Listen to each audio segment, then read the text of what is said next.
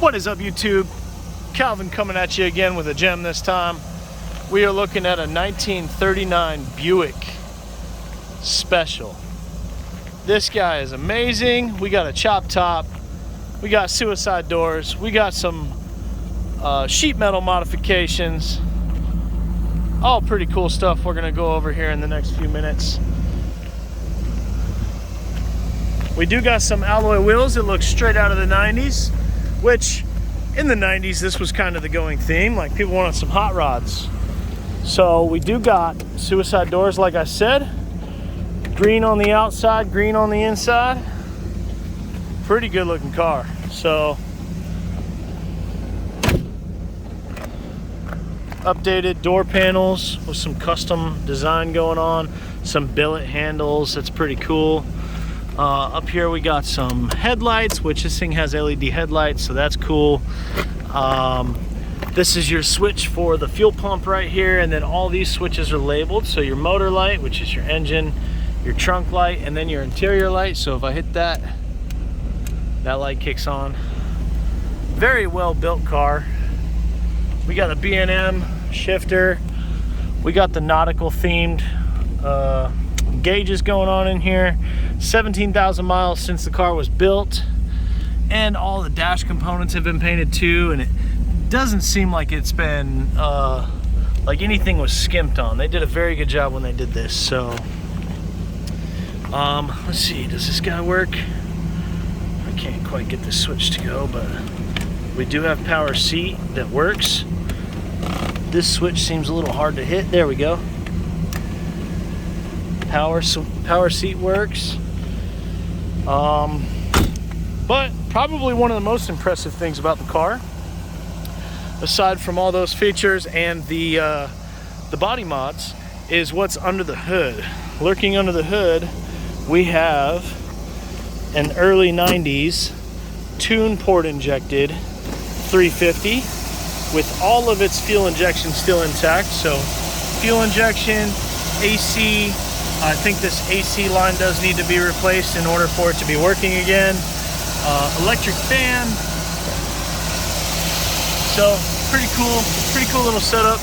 The tune port, it is a 350, but this one, I don't know if it's geared differently or what, but this one feels a little bit more peppy than most of the tune port injected 350s that I've driven around. So up front we do have the Frenched in headlights.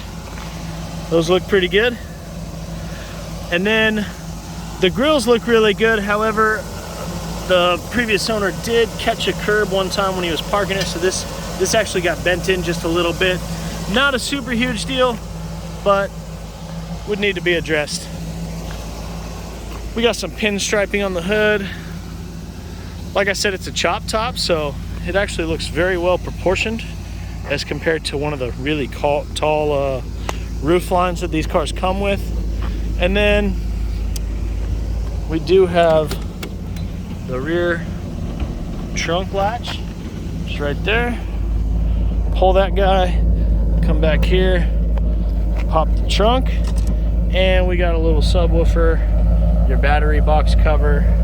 Pretty nice little trunk space. And everything's been done to match. So we were kind of making the joke that it was like a billiards table color, but then you do have the teardrop Frenched in antenna. That's a pretty cool look. Frenched in tail lights as well with the blue jewel. You can hear the license plate rattling just a little bit. 1939 license plate goes with the car pretty well. And all the door handles and door latches and all that stuff seems to work really well. So it's all been newer, and custom headliner too. Pretty cool car for the money. So there is a couple of flaws I'll go ahead and point out. You already saw that one down there. Up here on the side of the fender, you have a couple of very small cracks happening. No big deal. This is a metal car. It's not a fiberglass car. So it looks like the paint just kind of had some sort of reaction over the years right there in that one spot. Someone leaned on it.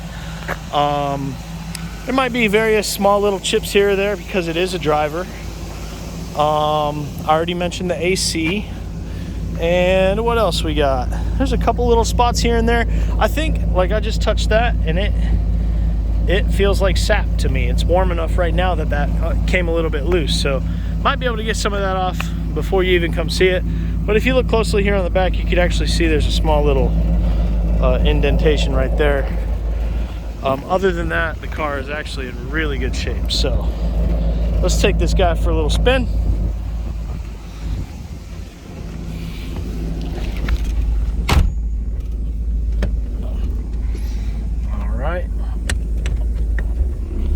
Found drive. Sitting here idling, taking photos and doing the video and stuff. It hasn't gotten over 180, so it idles really well. Fuel gauge works, voltmeter works, oil pressure gauge works, and look at that, speedometer works. How about that? Now this thing seems to cruise really good. I know everybody and their brother's gonna ask me if this thing has disc brakes. I think this thing's four-wheel drum brakes. However, this thing stops so good. It stops better than a lot of cars that have disc brakes. And I'll show you that right now. Look at that. Stops very well. So I'm gonna go ahead and let that be the end to wrap up this video. Point out maybe a couple other things on our way out. You got your antenna, your AC, some more AC controls. Like I said, that one line does need to be looked at. And what we got here? Ashtray. They used to do that back in the day. They don't do that no more. You have access to some of your fuse stuff and your clock on that side. I mean, it's very responsive. So doesn't sputter or nothing. And I think all of these work. So turn your turn signal on. A lot of times you'll see someone take the time to build a hot rod, maybe even get all the outside lights and all that stuff working, but then not even bother doing stuff inside. So that's gonna pretty much conclude this video. So let me walk around it one more time, give you guys the second chance to look it over.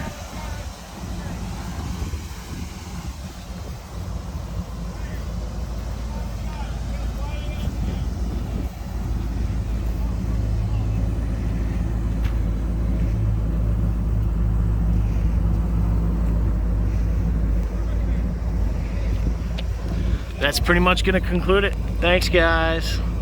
Like, comment, subscribe, say nice things about us. If you don't have anything nice to say, don't say anything at all. And if you already did, go delete your comment.